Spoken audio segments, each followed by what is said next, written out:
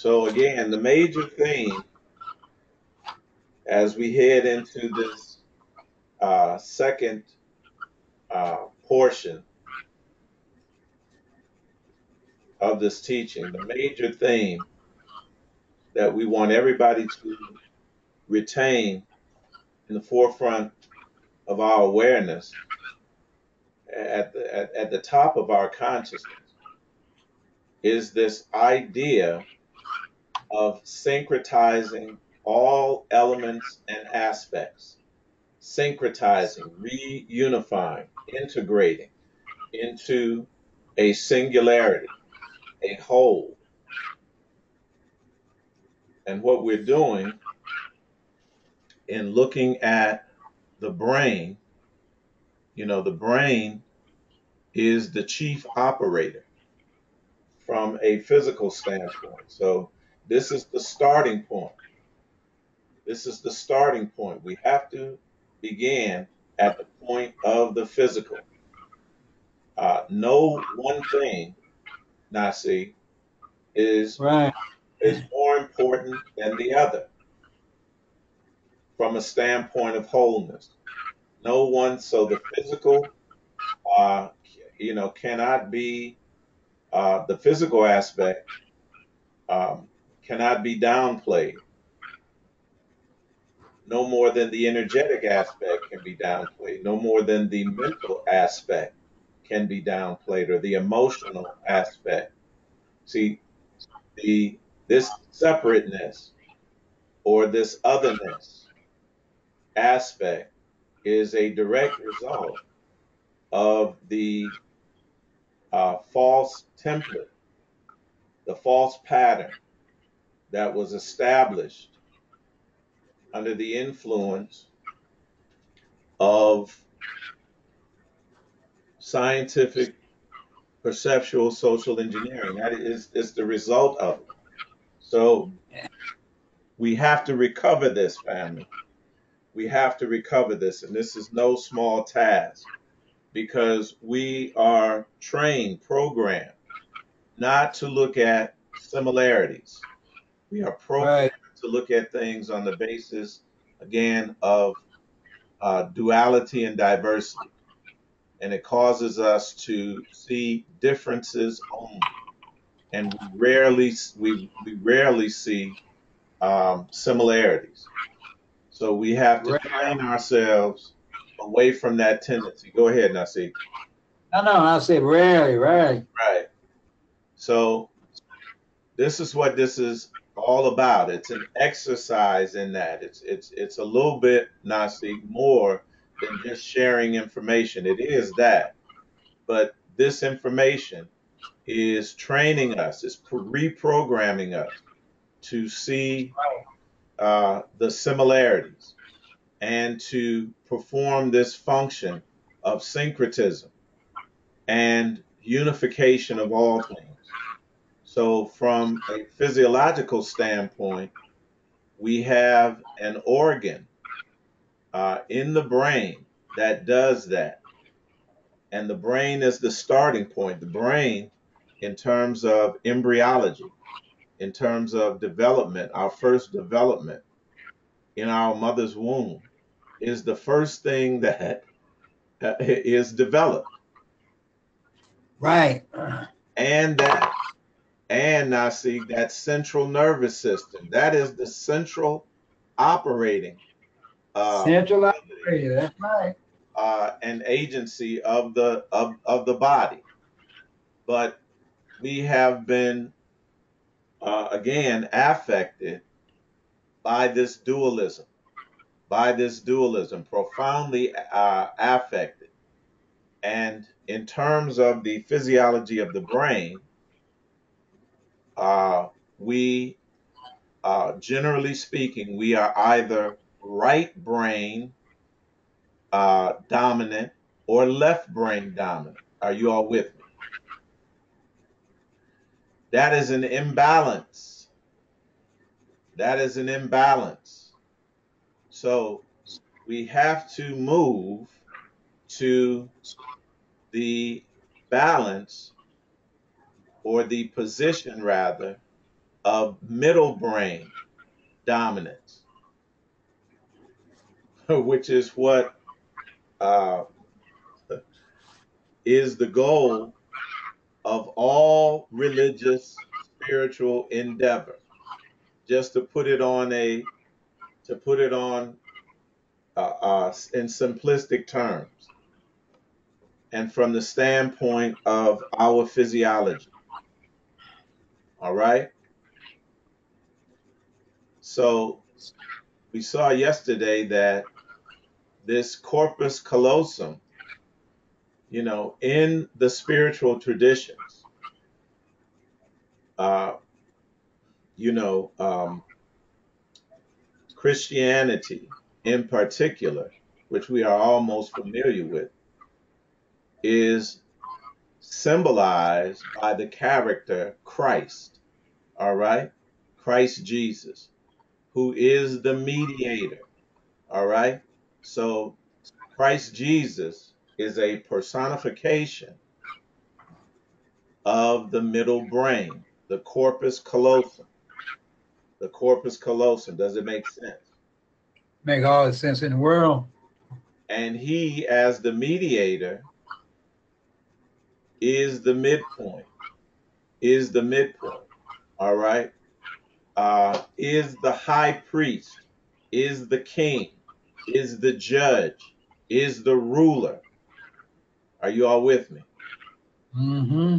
So, within the allegorical narrative of the Bible, when you think of king, when you think of judge, when you think of uh, the King of Kings, Lord of Lords, the Messiah, uh, any type, the high priest, it is referring, it is a personification of a physiological aspect, and that is the corpus callosum. The corpus callosum, our syncretizing mechanism from the point of physiology. But it's just not simply a um, a physiological function, family. From the energetic function, the chakra, the energy center that rules over all of this is the crown chakra. And so, again, crown being the ruler, right? Being the Right. ruler, the judge, the high priest, the one that is in authority or should be in authority in a balanced system. All right, in a balanced system. So, from the standpoint of emotions and from the standpoint of mental state, we go back to power versus force. Okay, we go back to power versus force. So, at this critical energy level or consciousness level or emotional level of 250, we find Nasi neutrality. Right. Let's look at this in terms of symbolism. A judge, a judge or a king, we expect a righteous judge or a king to not take sides or be biased, Right. correct? Right. This is Right. an idea, this is an idea, and a notion that is very strongly uh, uh, ingrained in us. Now, see, even a referee at a sports event, we That's want, right. it could be kids soccer. We want Yeah. that ref to be neutral.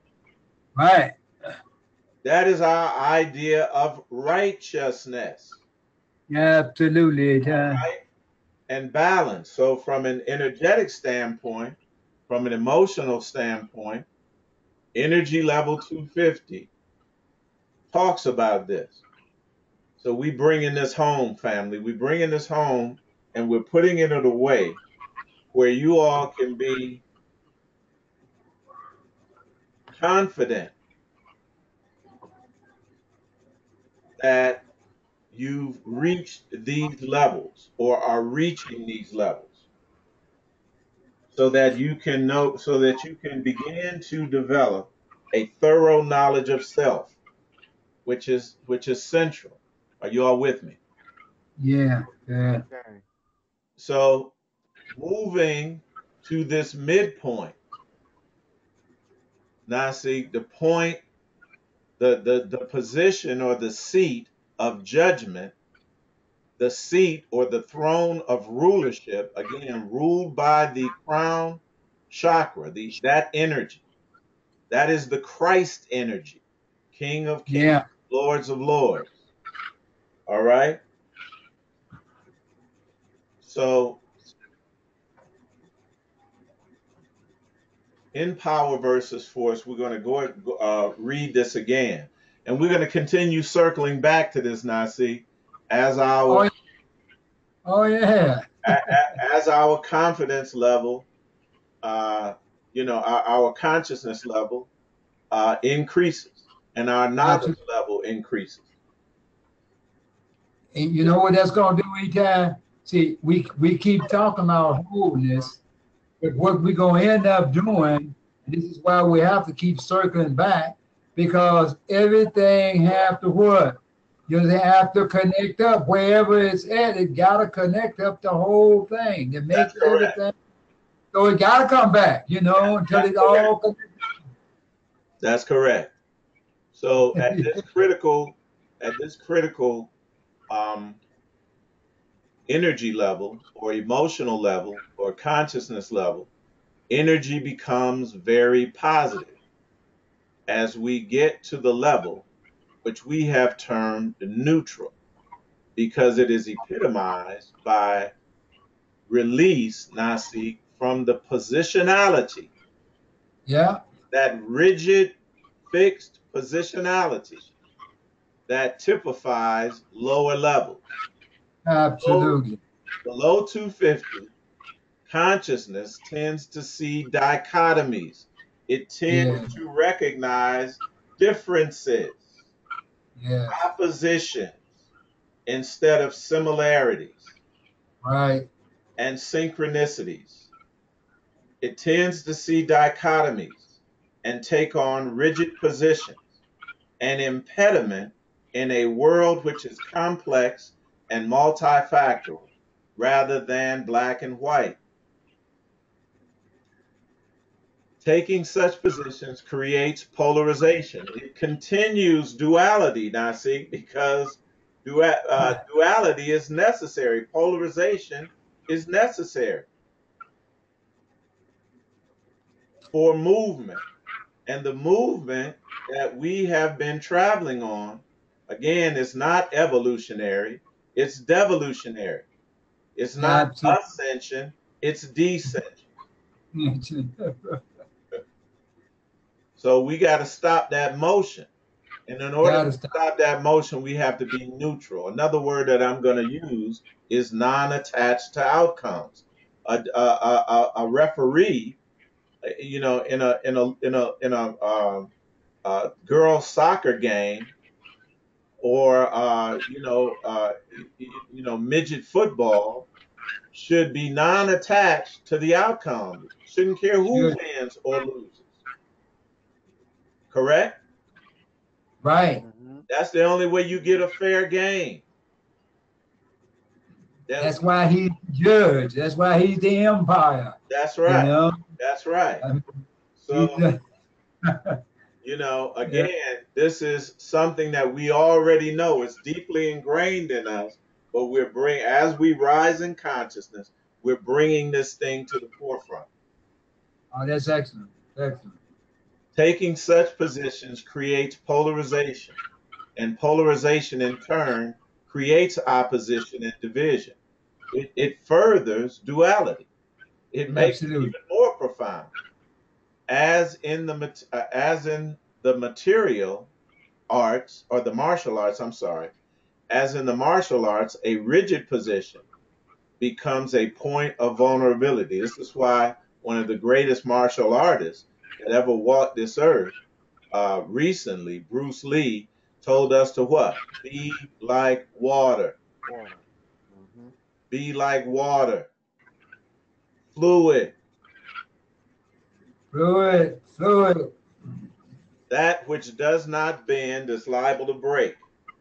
Rising above barriers or oppositions, which dissipates one's energies. These oppositions innervate. They move us toward being inert. The neutral condition allows for flexibility and non-judgmental, realistic appraisal of problems. To be neutral means to be relatively unattached to outcomes. Write that down. Unattached. I like the word non-attached. Non-attached to outcomes. Not getting Excellent. one's way is no longer experienced as defeating, frightening, or frustrating.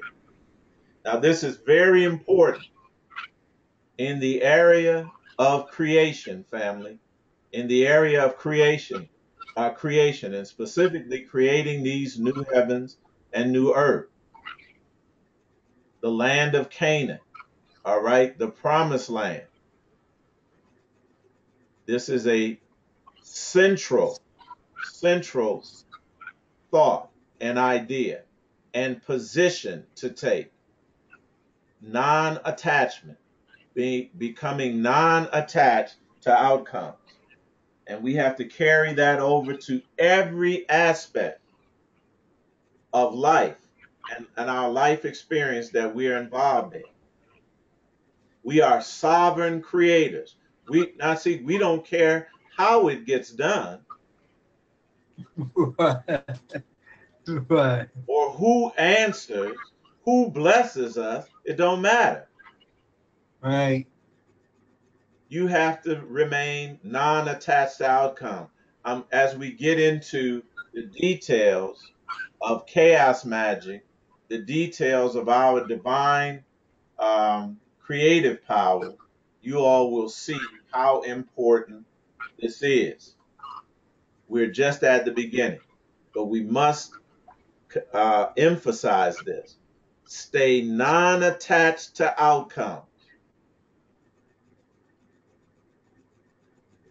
Now, see, if I'm asking for $1 million, I don't care how it gets here. I don't care how it come, Right. right? I don't Right. care through what conduit or what the details is. What the only question is: this my money? Is this my $1 million? Yes. Well, thank you. There's a story uh, that I'll relate to you all about a woman, older woman, was in this neighborhood, and 3 times a day, the children in the neighborhood, these are teenagers, would notice her come to her window every day and bow down and pray, right? And she was praying for God. She was very poor, and she had eaten her last meal, and she was praying for God to provide her with food to eat so that she could sustain herself. So the teenagers that were hanging out, family, thought this was very funny that this poor old lady, that they made fun of, and was there and had so much faith, and was praying to God. So they thought that they would decided that they would play a trick on her. So they put their money together and they bought a bunch of groceries, and they left them at the lady's door and rang the doorbell. And she came out and noticed that the bags of groceries was there and said, thank God, and picked them up and brought them in the house and started cooking. And the boys just fell down laughing. And it was so funny to them and amusing that they did it the next day and the next day and the next day. And then One of the boys got, his conscience got to him and said, "Hey, it's not right to fool this lady like that. Hey, I'm going over there and knock on the door and tell her what we've been up to, because I feel sorry for this old foolish woman that think God is answering her prayers and we playing a trick on her." Well, y'all know what the moral is. The woman didn't care. She was Right. not attached to outcomes, Mm-hmm. Right. whether or not, the scripture says God put it in their minds to what? Put it in their hearts to what? Accomplish His Right. will. So we got to Right. stay non-attached to outcomes. Right. Right. We got to stay non-attached to outcomes, man. I don't care how it takes place. I don't care how these blessings come forward. The judgments, Nasik, are already in the earth, Yeah. Yep. meaning that at any given time, the infrastructure or the mechanism or system by which the judgments can come forth are already there. Because it's the reply that's in line with, you understand, the purpose and the intention. That's all I'm worried about, Mm-hmm. Nasik. I'm just worried about that science aspect of the science, not Right. how it gets here, not how it manifests. I'm Right. non-attached. Yeah. I'm non-attached to outcomes, and that's what we have to establish that as part of our mental state, as part of our emotional state. I don't care who blesses me. I don't care where the blessing comes from. I was just thinking as you was laying this out, in the early days, you get in trouble, and what you would do, in the scriptures where it talks about, a mediator, you can always get somebody to be the mediator was the word used in the New Testament, but it was another word, intercessor. Intercessor. Intercessor. That's correct. That's the same thing, I see. Same thing, right, right, same thing. Uh-huh. So somebody had to be righteous and a good, I got a good character. You Right. can go there and go and be the in between for you. That's You correct. know, So we I remember all of this stuff. This is right. this, how the invitation as opposed to the organic, That's it. just it's phenomenal. It's phenomenal That what is. that. So you see now, see, we no longer going outward, for a Right. person or a group of people, you know, we're going inward. And this is what this is about, you know, the corpus callosum. That's the neutral position, family. At the neutral level, a person can say, well, if I don't get this job, then I'll get another. All things, converting all things to work together Right. toward our intent. That understanding that all things work together. That is a mental state, family. That is an emotional level. That is a state of consciousness that we must reach. And we know that from a physiological standpoint, it is centered in this corpus callosum. It is centered in this corpus callosum. This is the beginning of inner confidence, sensing what? One's own power. Right. Not the power of a mediator outside of yourself, but the power of a mediator and an intercessor that is you. Mm-hmm. One is not easily intimidated. One is not driven to prove anything. The expectation that life, with its ups and downs, will be basically okay if one can roll with the punches is the level 250 attitude. People at neutrality have a sense of well being, calmness, stillness. Now, see, that's what when dualities and polarities are out of the equation, then things start to slow down. They're not Yeah. moving anymore. There is not Yeah. this aspect of of the frenetic energy that is created through conflict and competition and all that kind of stuff. Right. Right. It's this aspect of divine serenity, neutrality. The mark of this level is confident ability to live in the world. You know, no wants, family, no lack. Not just a mental, as the ability to provide for yourself at this level. We're Mm-hmm. going to see to bless yourself at this level, whether it's somebody trying to play a cruel trick on you or not. We don't care. You have that ability to bless yourself. This is the level of safety. People at the neutral level are easy to get along with, safe to be around and associate with because they are not interested in conflict, competition, or making you feel guilty. They are comfortable and basically undisturbed emotionally. This attitude is non judgmental and does not lead to any need to control other people's behavior. I'm trying to Yes. control myself. I'm in the Yes. driver's seat. I'm in the Mm-hmm. cockpit. Mark, yeah. Yes, That, sir. that is so in reverse of what's taking place up here, isn't it? Uh-huh. Okay. I mean, this is so reversed. And and and I see this is also what unconditional love is. Right, Absolutely. right. Hey, Yeah, this is the next step, Malkia. This is the Mm-hmm. next step. Y'all know this, man. Y'all know this. I can tell. Yes. Y'all know this. yeah, Correspondingly, because neutral folk value freedom, they are hard to control.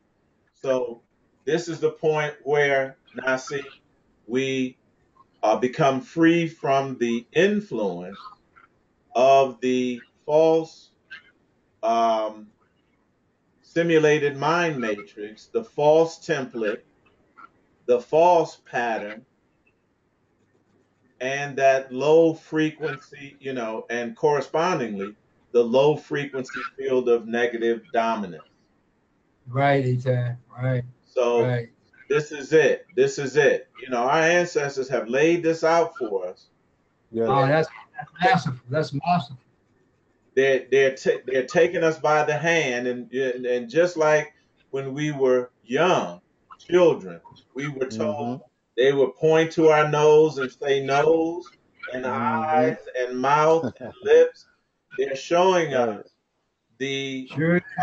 physiological organs of ascension, Yes. Yeah, the physiological organs of empowerment and ascension. This is what this is about.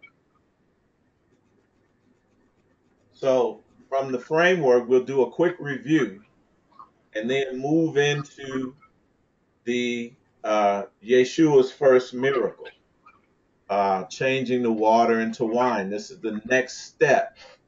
The next step in self empowerment, family. But first of all, we got to take the driver's seat. We got to take the driver's seat. We have to get into a position where we are at our greatest power. And that is the mid position, the middle position, the neutral position, the central position. Hebrews 8 1 through 10. Now, of the things which we have spoken, this is the sum. We have such an high priest who is set on the right hand of the throne of majesty in the heavens. Now, when it talks about the right hand, family, now see, it's uh, showing you that the inversion took place right, right away. And I'll show you all that graphically. Graphically. right. That is speaking on the inversion. The Uh-huh. inversion. And it's speaking on it in multiple ways. Uh, Yeah, this high priest family, if you understand that it is actually both high priest and high priestess, right. then Mm-hmm. then Mm-hmm. it won't be necessary to move the high priest to the left or the right. Left to the right, Right. right, Are you all with me? Yeah. right. So if we view this from a holistic standpoint, uh, Yeah, the high priest, the high priest or the high priestess is in the proper position on right. on the right hand. But we've always viewed this. We've always viewed the Christ as being male, masculine. All right, right, That right. Mm-hmm. that's the inversion is right there. So who is set on the right hand of the throne of majesty in the heavens, a minister of the sanctuary. Now, in terms of the allegory of a wedding, the wedding at Cana, who would be, or what, according to us, who is the minister of the sanctuary or the minister of the tabernacle in terms of a wedding? Let's think of a wedding. What do we call it? Who ministers the wedding? The high Priest. priest. No, I'm talking about in our terms. The minister. The minister, the pastor, right? The bishop. And You mean, correct. yeah, in the cemetery. In, Yeah, okay. yeah, in ancient times, the high priest. But I just want to Right. make it connected to contemporary, Oh, okay, yeah, right? right. Because we already know this stuff. We already know Yeah. this stuff.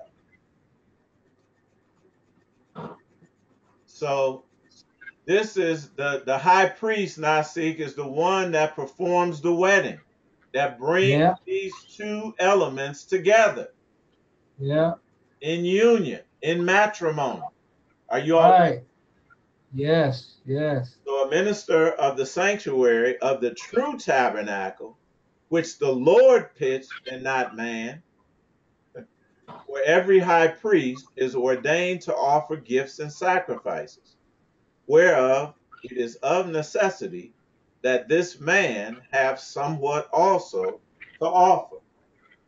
For if he were on earth, he should not be a priest, seeing that there are priests that offer gifts according to the old law, the Right, old pattern, the Old Testament, Mm-hmm. the old paradigm, family.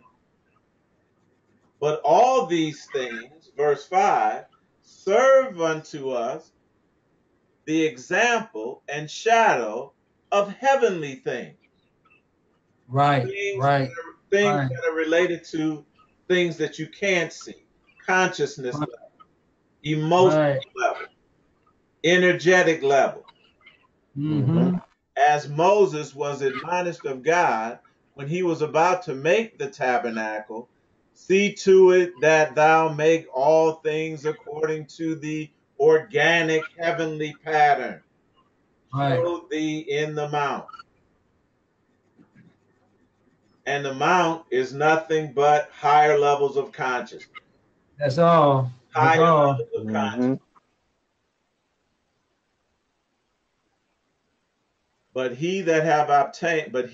now rather hath he obtained a more excellent ministry, by how much also he is the mediator of a better covenant, which was established upon better promises. So this is So, what each, we're interested in. Go ahead.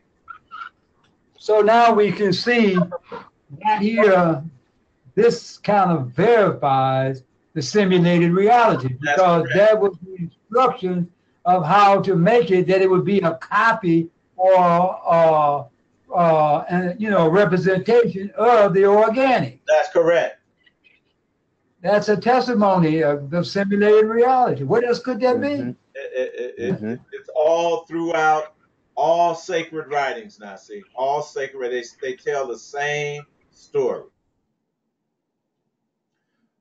For if that first covenant had been faultless, then should no place have been sought for the second. Right. It has to Mm-hmm. be evident if individuals and only an individual that has achieved neutrality could admit to this, family, that those traditions, Nasi, that look back to establish to old tradition as as a means to establish a new reality, they have to admit if they take a neutral position. They Right. can't take. See that polarization though. Correct. You know, when you're below 200, you can't take a neutral. You That got to take position of polarity. that's correct. If it were possible for them to take a neutral position, they would have to admit that Absolutely. that whole idea is faulty, and Right. they have not that just like the idea or that pattern, the template, that everything that has been established from that position is faulty in itself. They would have Yes. to admit that. You would have to admit it. Hard to admit though. Yeah. For I know. I'm up here. I'm up here daily. You Believe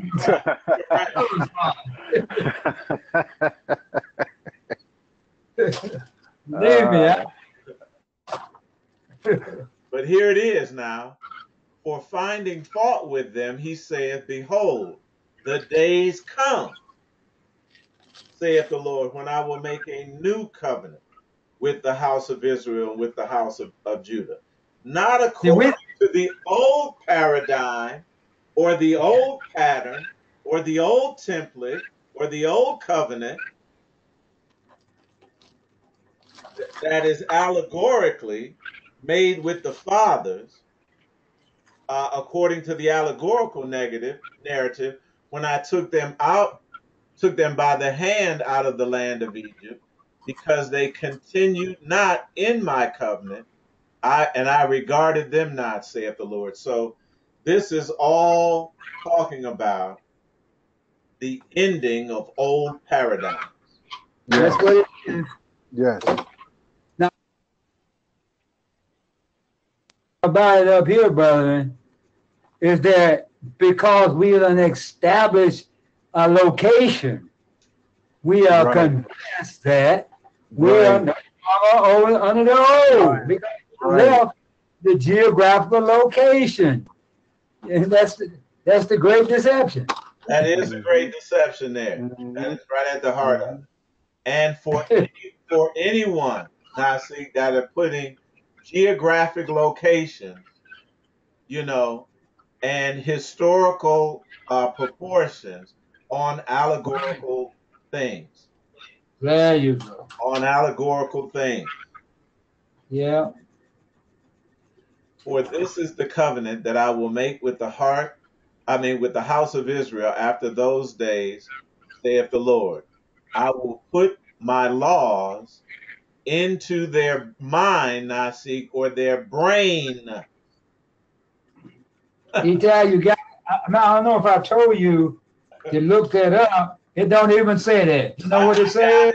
I got it. Oh, Right. okay. I got it. I'm going from the the hidden aspect of this now. See, we'll go back. We're gonna circle Okay. back to Okay. it. Write them in their hearts, and I will be to them a God, and they shall be my people. This is the syncretizing of the divine with the human, of the physical with the non-physical, of the energetic with the material. And they shall not teach every man his neighbor. And this is what I keep telling you all. You all already know this. And every man his brother, saying, Know the Lord. For all shall know me, from the least of them to the great. This is knowledge of self. This is the Mhm. achievement of knowledge of self. I and my Father are one. Mhm. For I will be merciful to their unrighteousness, and their sins and iniquities I will remember no more.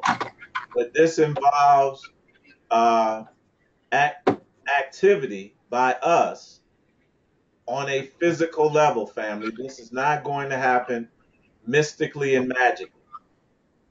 We have to initiate a process from the physical, to the energetic. But we have to have knowledge of the energetic in order to know how to function and to initiate a physical process. Does that make sense? Yeah. We read yesterday again, as we move forward, God is a consciousness, not a creator. God is the source of creation itself. It, not he or she, it is not independent of you. It is the totality of everything. So when I call myself God, I am not talking about my personal self. I am talking about the expression of God, uh, of the God self that rests inside of me. The verb, the energy, and this God self, the expression of the God self, is, as we'll see, expressed in these symbols, and most specifically, the God icon symbol that we went over yesterday and that we will go back over today. The verb, the energy, not the noun. Once you think God is a noun, person, place, or thing, and the vast majority of the people, I don't care what they say, they're under that influence. Yes. They're under that conception. They're under that Hmm. notion that God is actually a noun. That's why they say he can have a name, and why this Right. big debate about the name of God and all that kind of stuff, and the big controversy that surrounds that. Uh, Once you think God is a noun, person, place, nasi, or thing, Right. you Eitai, separate. that's the false simulated reality. That's what they give you. That's correct. You separate yourself from it and immediately become a limited being. That's what. And if you're limited, you're limited in power. That's why the There you go. majority of the people are powerless, Right. powerless, and still nasi under the dominion of all negative forces, up to and including death, up to and including death. So unless and until you can show me that you have conquered all of those things, you are still separate from Right. your divinity. You're separate from your divinity. That's what separates the believers, religious individuals, from the knowers, spiritual individuals. So let's get this knowledge, family. So we said that the the God self was expressed in what is known as the God icon, or a symbol of divinity. And we go to 1 Kings 7 and 21, and this icon is expressed here. And he set up the pillars in the porch of the temple. And he set up the pillar, and he set up the right pillar, and called the name thereof Yahim, meaning fixed, firm, or established. And he set up the left pillar, and called the name thereof Boaz, meaning fleet or fleetness. All right? So this aspect, family, of polarities moving energy from a fixed position into motion. Now, see, Uh-huh. from a fixed position of rest into motion. Revelations 3, the third chapter, verses 11 to 13, reflect this, but it is hidden within within the words here. But it's talking about the same thing. Verse 11, behold, I come quickly. That is Boaz. That is an indirect reference to Boaz or fleetness, which is the left pillar. Hold Right. fast which thou hast. That is holding fast, holding it firmly, fixed, established. That's a reference, a veiled reference to Yakin, that no Right. man take thy crown.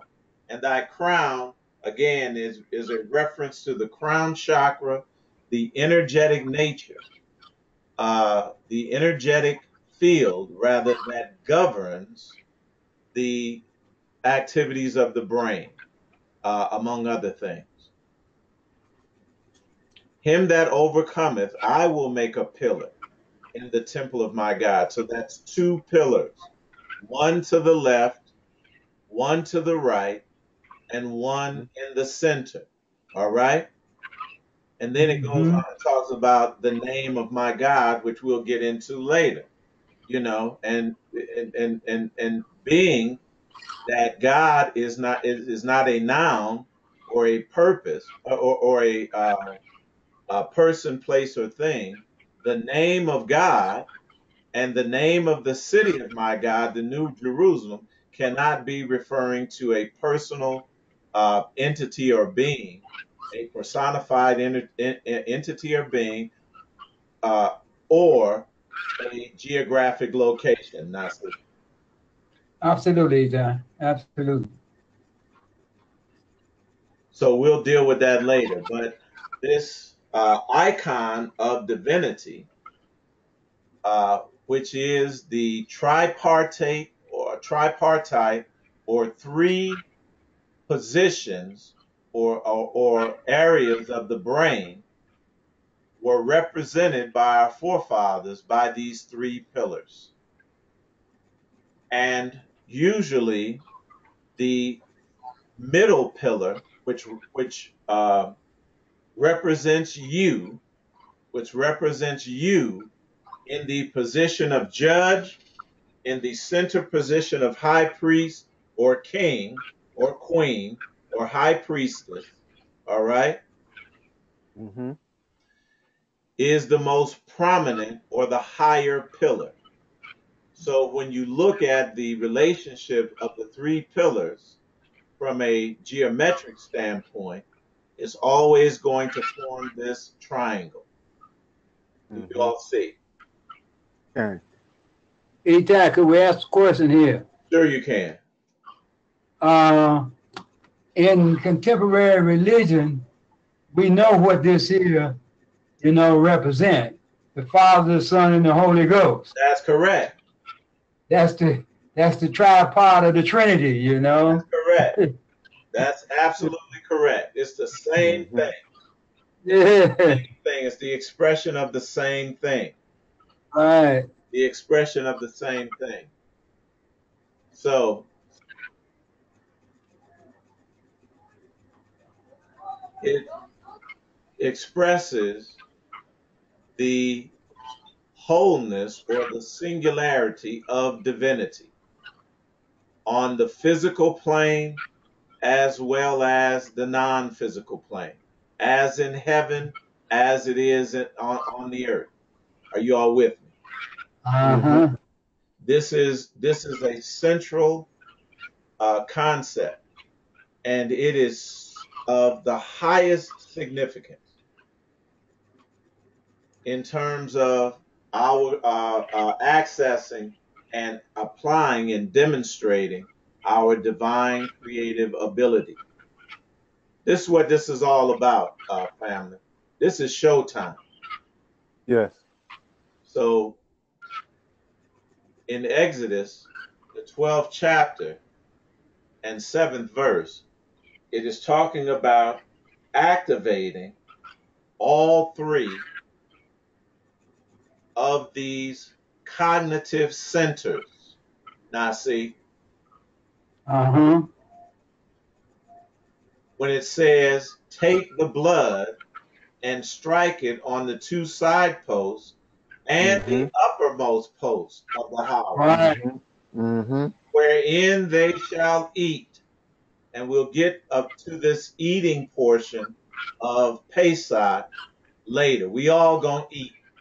We all gonna eat, and I'm saying it in the most contemporary hip hop terms. Yeah. We Right. Yeah. Absolutely, shows. all gonna eat and drink and be merry. No We are question. all going to eat, drink, and be merry. Just like Mhm. the old woman that was praying at the window 3 times. All of this is connected, family. So It, yes, what scriptural verse was that in King? First Kings? it's First Kings 7:21, Okay, hold on.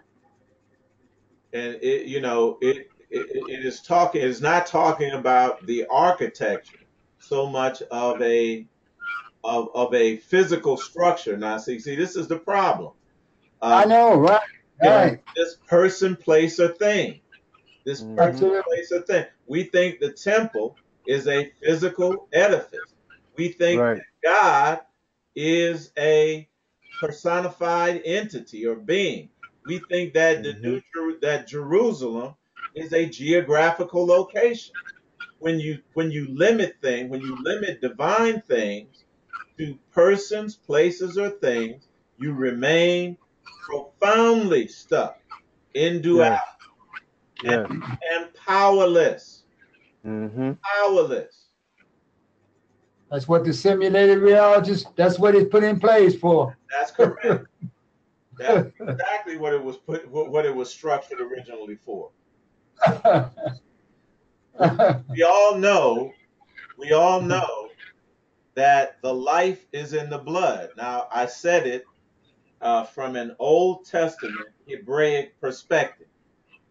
Right. Now I'm going to say it from a New Testament Christian perspective that there's power in the blood. Mhm. It means the same thing, family, that when you're taking the blood and striking it on the two side posts and then the upper post, it just means you're activating them, empowering them energetically. Mhm. Where attention goes, family, energy flows. Energy flows. Energy flows. So I'm always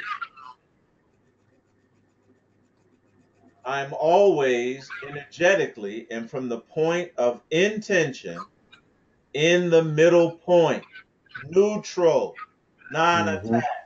That is my position, family, of power. Mhm. Not going to the left hand or to the right hand, but staying fixed in the middle, non-attached, neutral. So again, I showed the many representations of this, uh, both symbolically, um,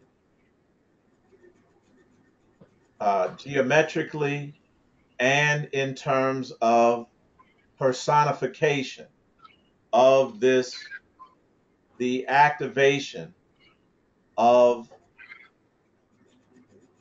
all three cognitive aspects of a man or a woman.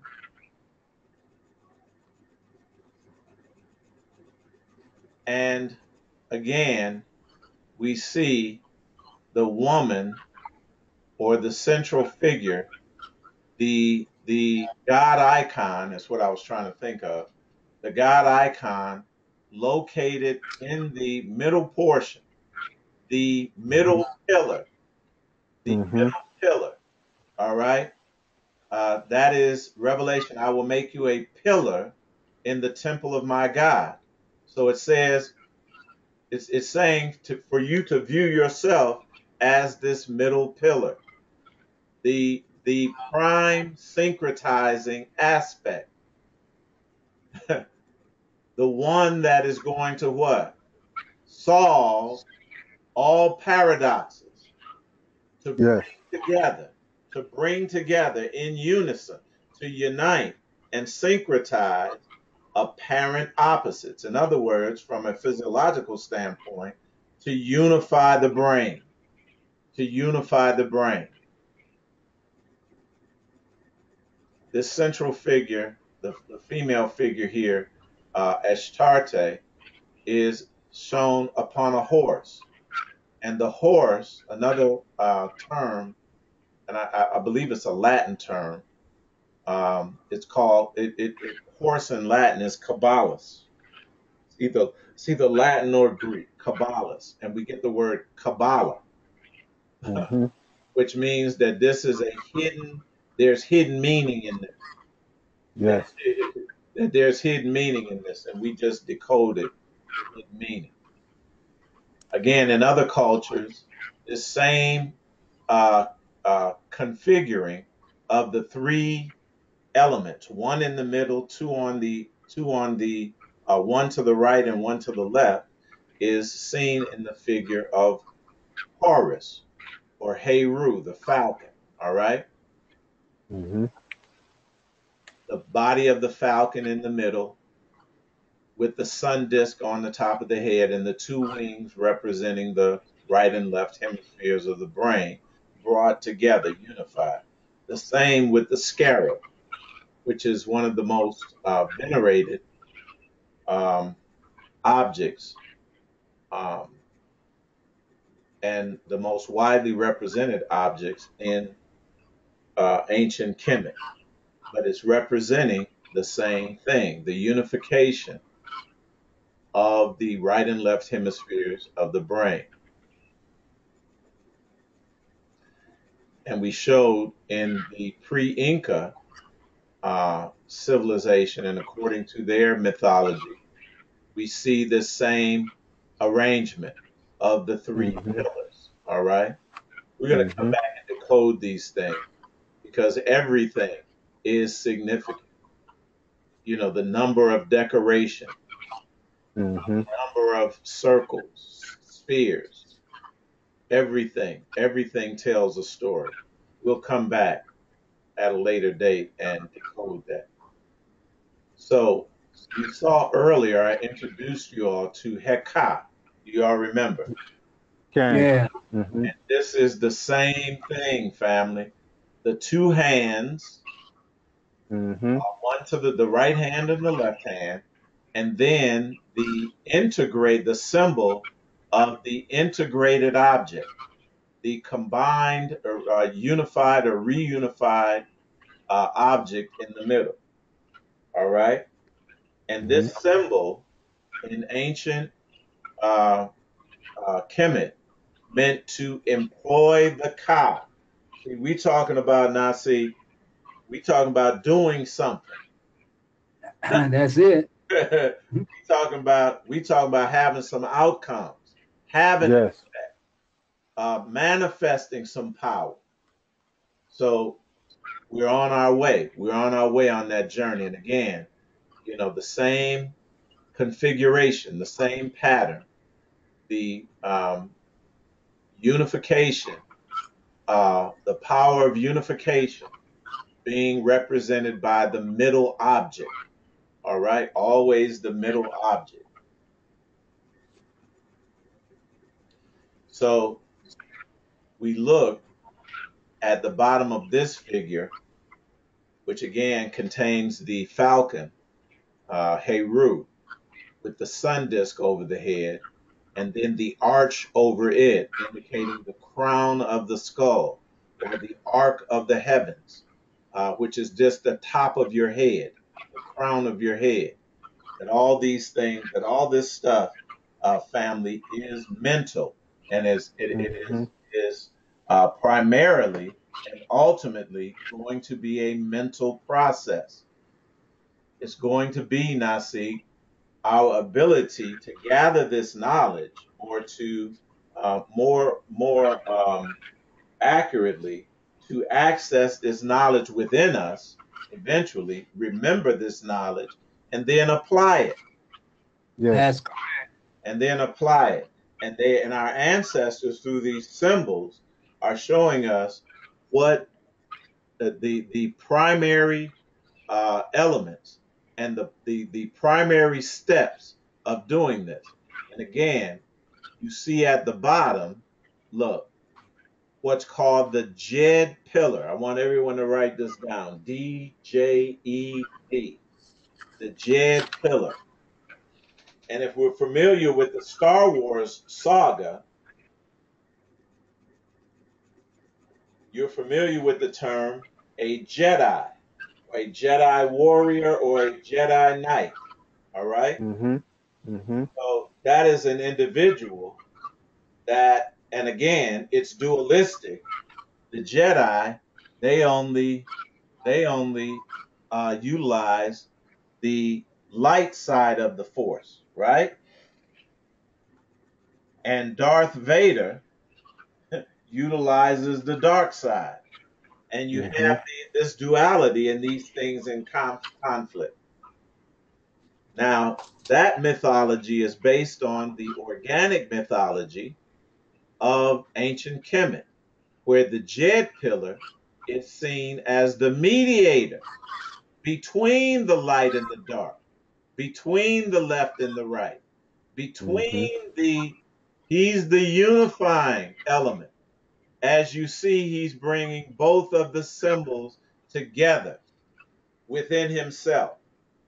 Do you all see it? Okay. And in the same way, Heka, crossing of the two serpents, Mm-hmm. is bringing or knitting or syncretizing these two elements together, the left hemisphere and the right hemisphere, bringing it under the control, under the influence of the king, of the high priest, of the judge. Are you all with me? Okay. yeah. Of Mashiach, whatever you want to call it, of Buddha, whatever you want to call it.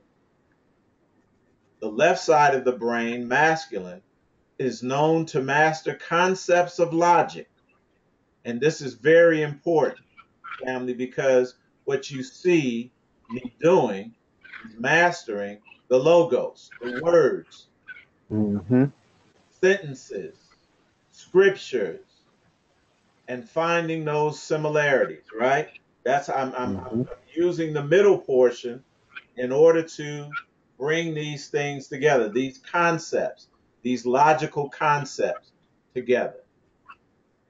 The right side of the brain, feminine, has to do with matters of creativity or symbolism, things that are not that are non-logical. And Nasik, you have to find not the differences between these two, but the Right. similarities. That's right. That's right. And this is what, from a physiological perspective, the corpus callosum does. From an organic, a human body organ perspective, the corpus callosum does. That's the function that it performs. Again, the corpus callosum is the middle pillar or the Jed pillar. In actuality, it is you that has attained neutrality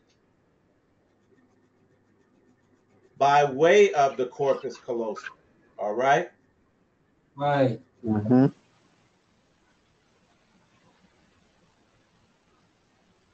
So it's bringing the creative and the analytical together. So let's go into, family, the wedding, marriage in Cana. Now remember, we're still under the subject of grace, finding grace in the eyes of the Mm-hmm. Lord. All right? Mm-hmm. Let us go back.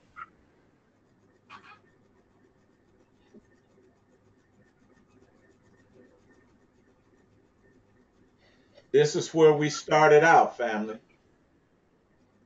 And now see, when we started out, we said that under the influence of deception, grace is grace. Yeah. New Testament grace is Old Testament grace. And Right, Old right, Testament grace is New Testament grace. right. Therefore, Christian grace and Hebrew grace, they're the same Yeah, thing. same thing.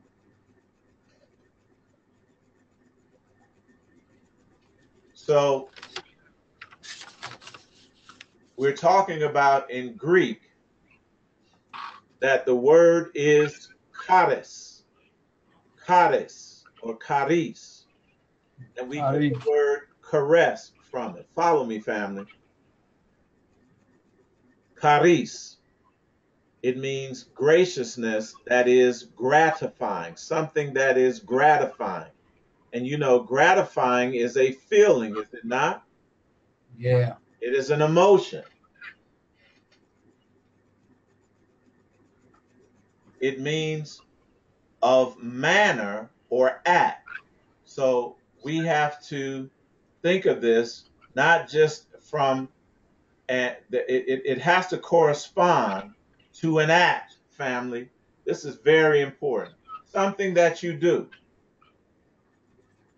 especially the divine influence upon the heart and its reflection in the life. So, all of that is saying, Nasi, that there is something that you can do by way of influencing the heart from a divine perspective. Now, remember, the heart chakra is an uh, energetic center that controls certain physiological organs and functions. Am I correct? Yeah. Absolutely. So you can't ignore the body here. Mm-hmm. You can't be so heavenly minded that you're no earthly good. And you can't be so earthly minded that Right. Uh, no heavenly good. You got to what? Combine the two. Mm-hmm. Find a balance. Take the position from in terms of thought and perception first of neutrality, of the middle portion, of the equitable judge, the righteous judge. So we got to figure out how to exert divine influence upon the heart to make something what? Reflect in life. That will bestow that which is acceptable, beneficial, favorable, a gift upon ourselves. Yes. Grace, in this sense, refers to the merciful kindness by which God, that is our divine aspect, exerting his holy influence upon our soul, turns us into Christ. That is the middle mediator, the intercessor. Now, see, I'm Mm-hmm. not looking for nobody to intercede for me. Right.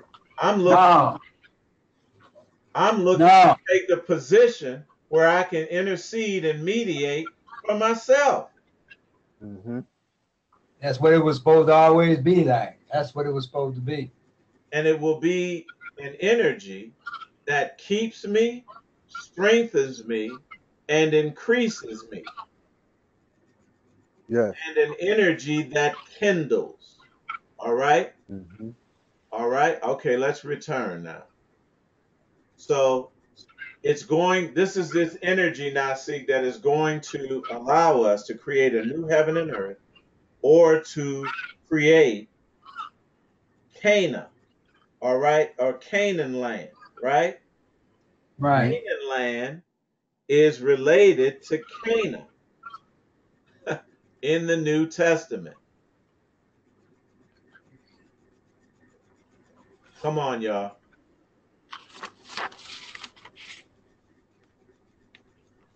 And in the New Testament, in Cana, we see a wedding, a merging of two energies, an integration of two energies, right? Of Mm-hmm. a male and a female, a Yes. marriage, a marriage.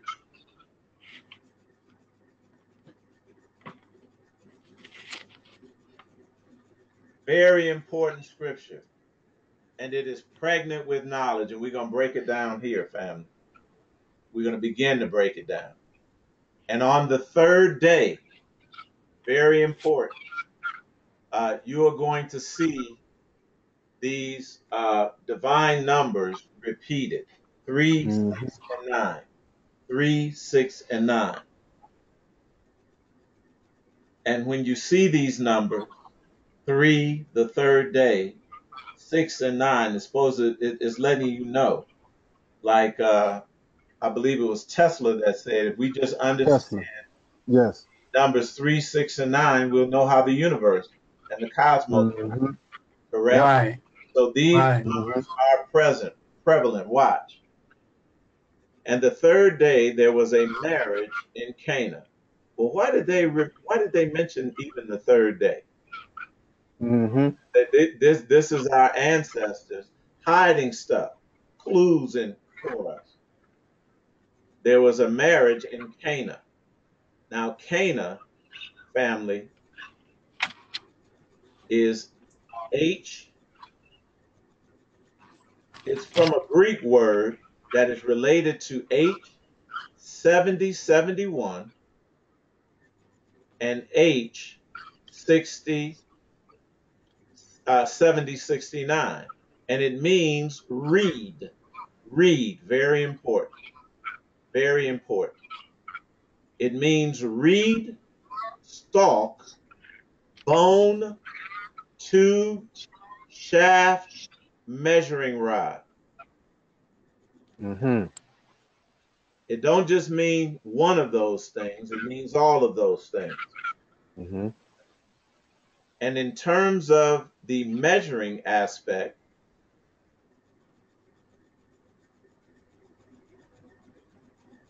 it refers to 6 cubits. 6 cubits. And a cubit had to do with the forearm of a man, the bone of a man that measured, I believe, from the wrist, the palm rather, to the elbow. Yeah. Right. Right? And it says the mother of Jesus was there. That is the water bearer, the possessor and conduit, the reed, the tube, the shaft of mitochondrial DNA, which is the delivery system of melanin. This all makes sense, family. Just follow me.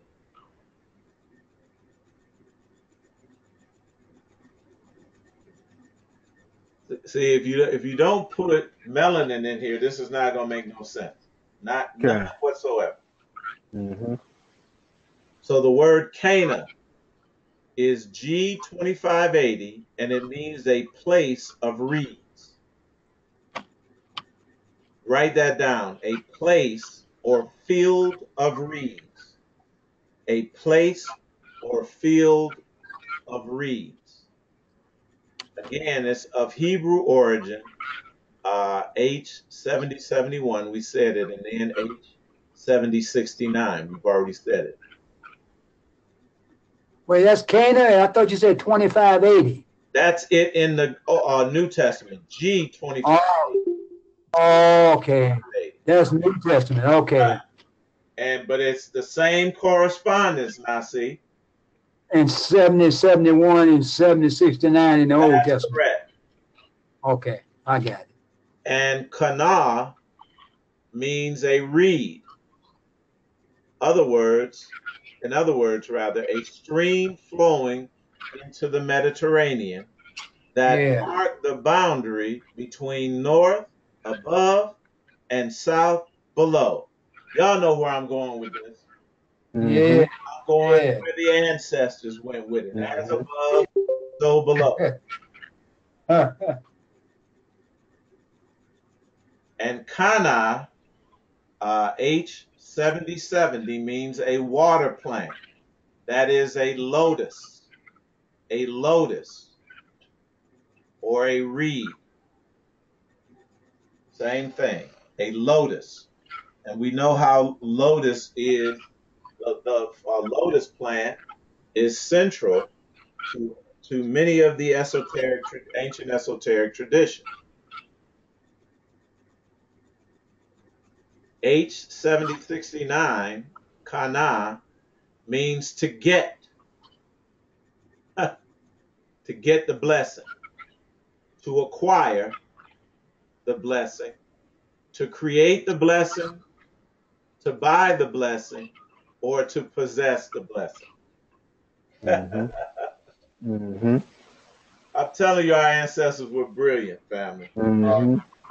Okay. It means it's talked of in term relative to God originating, creating, or redeeming His people, or of Eve acquiring knowledge, wisdom. It is a fruit to make one what? Wise.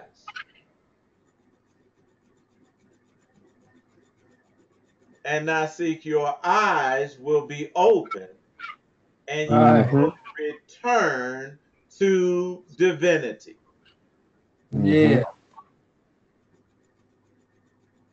I'm telling you, they did a work here, family, Yes. but they had to hide it from us. And they did a brilliant job of doing it. They had to hide it from us until the appointed time, until we had reached uh, the position of power, and that is water seeking its lowest depths. Are you all with me? Okay. Mm. Yes. So these three pillars, and we'll get to this later, they were named Gomer, Uz, or Oz, and Debar, God. Mm-hmm. God the operator, God the generator, God the operator, God the destroyer.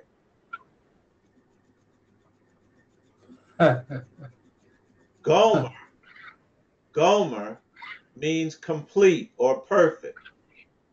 That's the pillar on the left.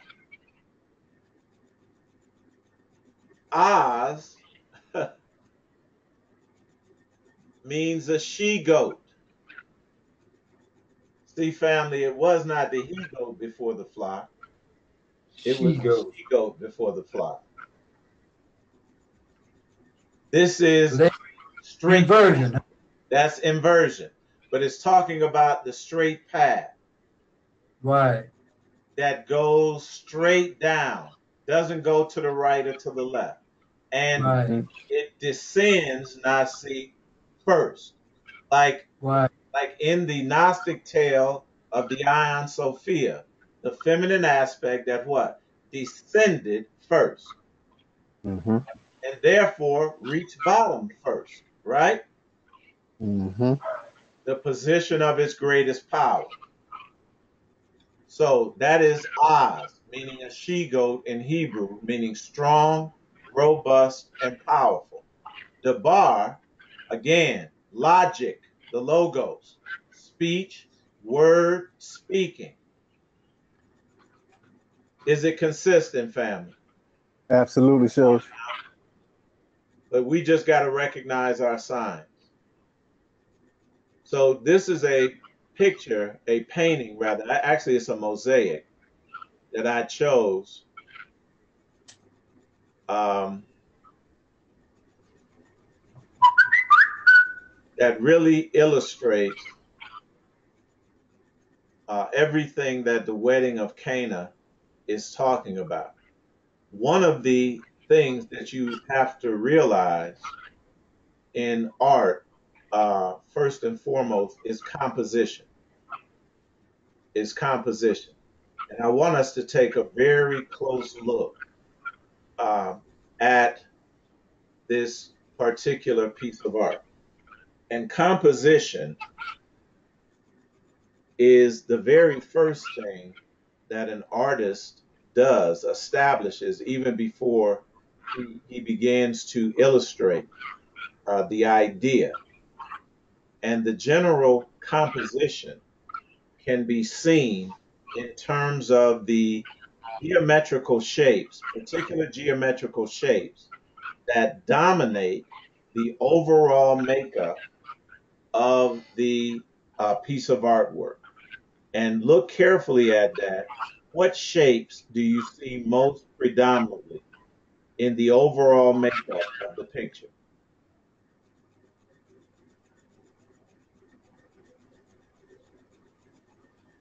I'm gonna help y'all out. It's triangles. It's triangles. This thing is built, it's composed on a series of triangles. Do you see the one triangle that's cutting off the upper right-hand corner? Uh-huh. Do you see the other triangle that is cutting off the upper left-hand corner? Uh-huh. Okay. The other triangle that is cutting off Yes. the lower left-hand corner. Mm-hmm. Okay. Do you see these and the basic triangles here that Mm-hmm. they form? Mm-hmm. It is letting you know that it's talking about the union of the male and interaction and interrelationship of male and female elements Mm-hmm. as from the composition of the picture. You can see triangles vertically, horizontally, Mm-hmm. juxtaposed to one another. Mm-hmm. See these triangles dominating the composition. Yeah. That is why Okay. I chose it. I'm going to, um, it says that the composition is made up of two separate groups. One with the Christ and his mother. See, they're on this triangle. Do you see it? They're Mm-hmm. located on this huge triangle. Mm-hmm. Y'all see it? Okay. That's the Christ, his mother next to him, and two disciples. On triangle, the other triangle part of the picture, you see the other figure located. And the other group consists of two servants and the master of the feast, busily occupied by fetching and pouring and serving the water turned into wine. We know we're going to break all this down later, but I just want you all to note just the composition and to recognize these familiar objects, the triangle, Mm-hmm. Mm-hmm. male and female elements. We note the prominence in the foreground of 6 stone water jars. There is neither bride nor groom, but I just showed you the bride and groom. All these triangles, Mm-hmm. all with me, male and female, Mm-hmm. being Mm-hmm. joined together. The big triangle, if you can imagine the triangle coming out here, the big triangle here, and the other big triangle here, joined at the bases. All right, that is the Mm-hmm. bride. That's the bride and the bridegroom. Yeshua in the scriptures is referred to as the bridegroom. All right, Mm-hmm. the church or the people or the servants of Christ are referred to as what? the bride of Christ, correct? Mm-hmm. All of this is going to make sense to you, family. There is neither bride nor bridegroom personified or shown in anthropomorphic proportions, but they are there. There is no table for feasting. There are no guests. By stripping out all the narrative elements, the artist gives only what is essential and relative or relevant to the mystical meaning. This is emphasized by the building in the background, whose symbolic function is to denote the enclosure of space and can be understood as a reference to the inner or psycho-spiritual location rather than a literal rendering of John's text. So we know that the two triangles being brought together at the wedding are the left and right hemispheres of the brain. Yes. And the one that is performing the miracle, as well as the one, he is the Christ, the one that is performing the miracle, and he is also the uh, the minister, or what do they call him here? The master of the feast. He is also the master of the feast, represented in duality. The master of the feast. Does it make sense, family? Okay. He is the one, the master of the feast, or the master of ceremonies, is the one that, or the high priest, is the one that performs the wedding. Right, right. So this is the mediator in the different functions. The one that transmutes the water into wine, and the one that joins together. So the turning into the water of the wine is the activating aspect or the empowering aspect. Once the two have been made one.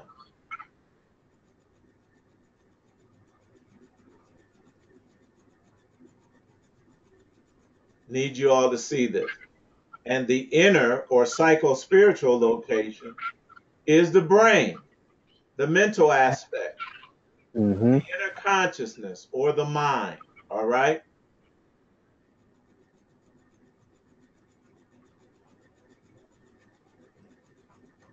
In the East, listen, the reed which sprouted from universal waters stands for manifestation.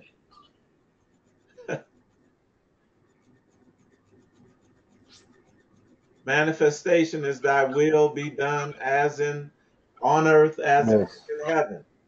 Yes. Manifestation, family, is uh, the New Jerusalem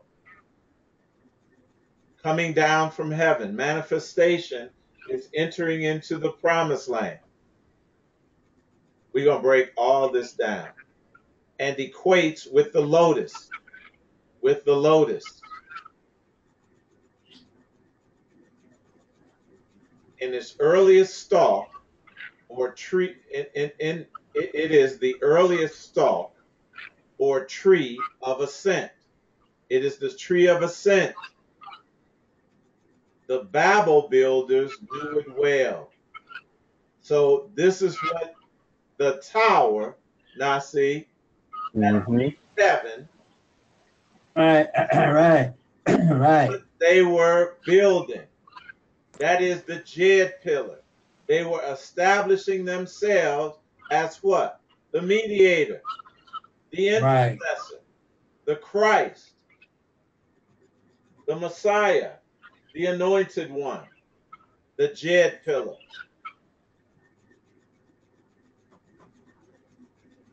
Is everyone with me? Okay. Yes. Going on a little further as we close, and we're going to pick up here tomorrow. Don't want to overwhelm you all because I know it's a lot of new concepts to many.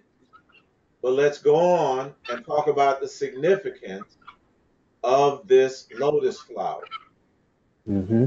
The lotus flower, the radiant yellow center of the Egyptian blue lotus, resembles the sun emanating from primeval waters, as told in the myth of creation.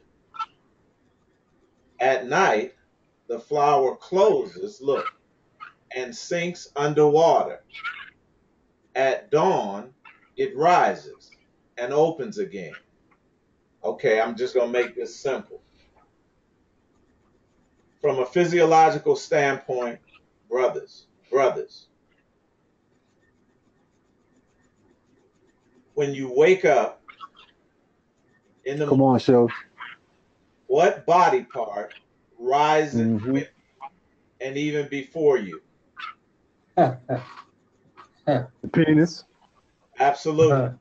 So what I'm saying is this, that Mm-hmm. this is going to get to the generative powers from a physiological standpoint of man and woman. Mm-hmm. Yes. All right? Mm-hmm. It's all going to make sense to you. It's all going to make sense to you. According to the Egyptian creation myth, it was the giant lotus which first rose out of the watery chaos at the beginning of time. Write this down. And the Spirit of God moved upon the face of the waters.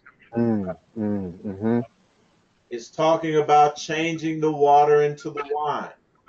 Jesus or the Christ being the energizing element within all of us. This is very simple, family. It's very simple. Very simple.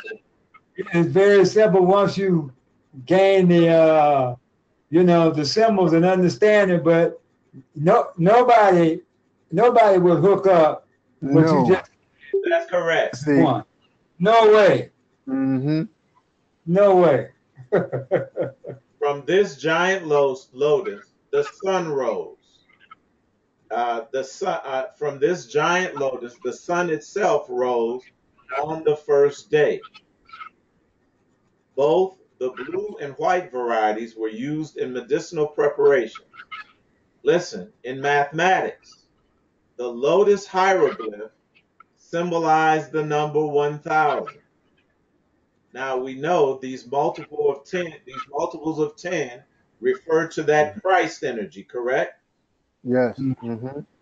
It is symbolic of Upper Egypt as above and represents the resurrection, Mm-hmm. in this case of Isis, but it represents the resurrection.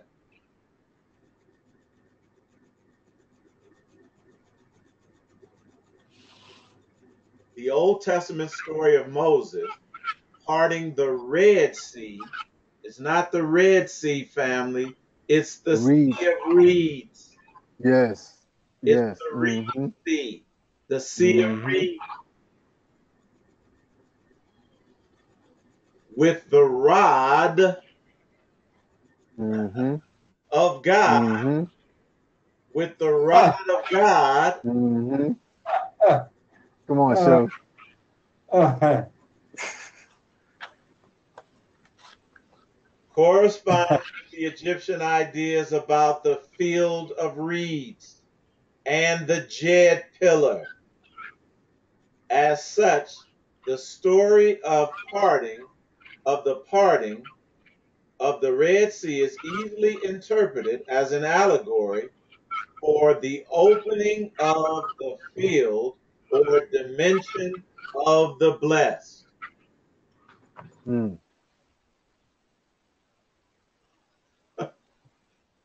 If y'all don't know that sexual union, that the marriage bed Mm-hmm. is a blessed dimension, y'all need to Yes. get off this call. Mm-hmm. It's just that simple now, see. Yes. There is a technique that we can do from a physiological standpoint that changes the water into wine, that joins two opposites together, Mm-hmm. bride and the bridegroom, energetically, that causes the windows of heaven to be open and blessings to rain down, gifts, benefits that you won't even have room to receive. Right.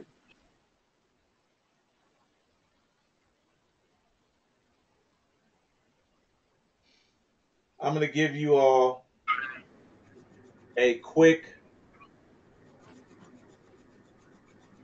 um,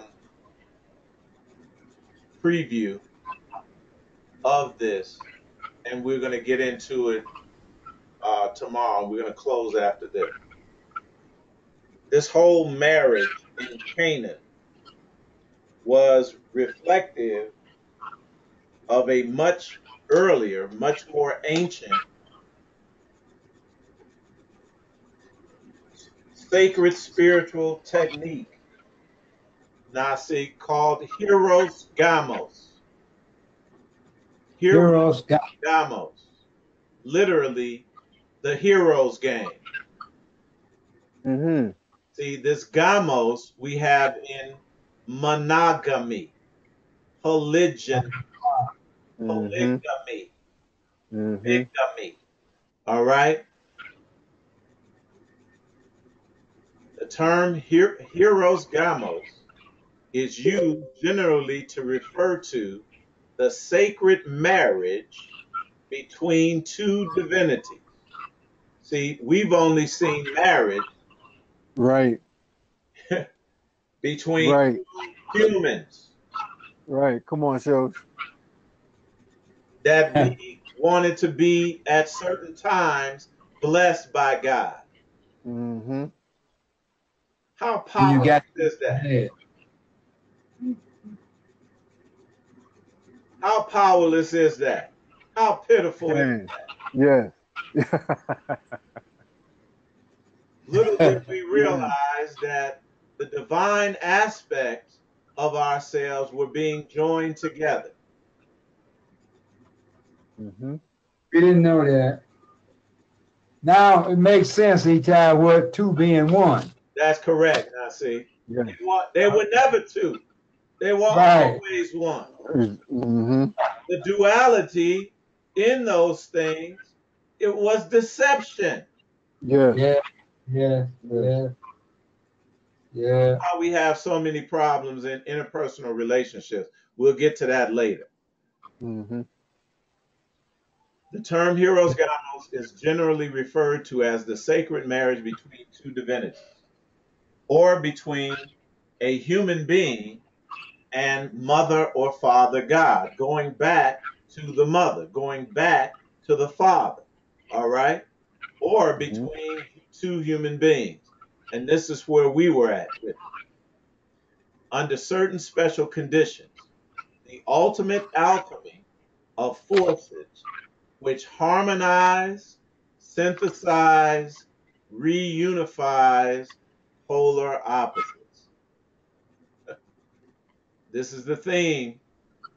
Didn't we say that this was the theme? Yes. Heroes Gamos or Hiragami. Heroes Gamos or Hiragami. See, we down here arguing about polygamy and bigamy and Right. polygyny, and Mm-hmm. man, you never heard of the term Hiragami. Never even heard of it. But Eitai, Yeah, see, we get pieces of stuff. that's right. Now you just explained that the marriage is two divinities being That's correct. uh, but you see what we did, two divinities synchronizing or marrying, we call it divine marriage. Mm. Mm-hmm. Absolutely. Hey, Marcel, Okay. Now see. that's what the priest said. divine marriage, you know. That's correct. Right. Uh, Understand, we was reaching for it now. yeah, we was trying. Right. Yeah. We was Right. reaching for it now. Here it Yeah. is. Here it is. It's Greek for holy marriage. Is a sexual rite. Now, ain't no a sexual ritual. Ain't no way we focused on that. No No. way, Sheriff. No way. That plays out a marriage between a god and a goddess, especially when enacted in a symbolic ritual. In a symbolic Mhm. ritual where human participants represent the deities. Well, that's the fact that this is me. This is me in human form. Mhm. In Tantric Buddhism of Nepal, Bhutan, India, and Tibet, Yab Yum, that's another term, is a ritual of the male deity. Now, this is for the brother. And this is how the brother initiates this. Because in the tradition, Nasik, it's usually the male that approaches the female, correct? Right. Mhm. All right, this is really profound. The male deity in union with the female deity as his consort. The symbolism is associated with the Anat, the Anuttara Yoga Tantra, Anuttara Yoga Tantra, where the male figure embodies, look, mercy or compassion. Now, Mhm. understand this. Our ancestor, they showed us this. The pillar family on the right pillar, in the Kabbalistic tradition, is the pillar of mercy, which refers to the male. The Mhm. left pillar, which is the feminine, is the pillar of severity, pillar of mercy and compassion, pillar of severity. Walk with me now, family. Walk Come with me. on, Sheriff. All right? I'm showing you the science of this.